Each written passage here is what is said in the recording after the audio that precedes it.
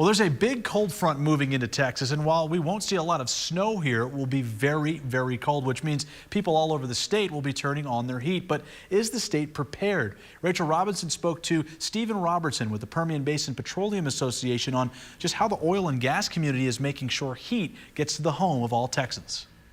Yeah, that's right. And new regulations from the Railroad Commission are in place so that organizations that don't follow the rules can be fined.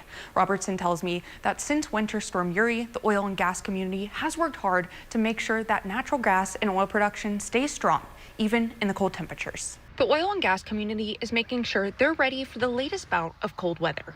The industry, along with several different state agencies, have worked hard to make sure that the electrical generation system across the state, which is managed by ERCOT and PUC, is ready for these type of strong weather events.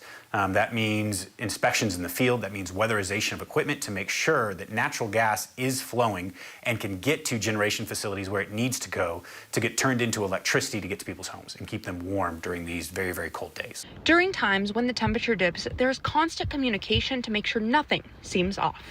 While there's always a possibility that something unforeseen can happen, if we continue to monitor and make sure that we're communicating at all those different levels, we hope to be able to minimize, if not eliminate, any disruptions in power distribution.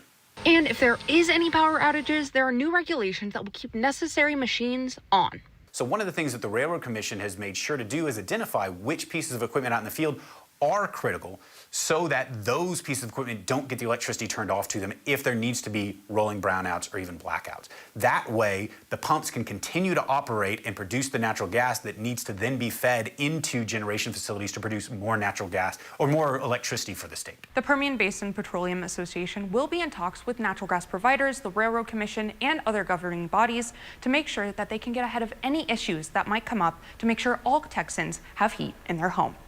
Back to you.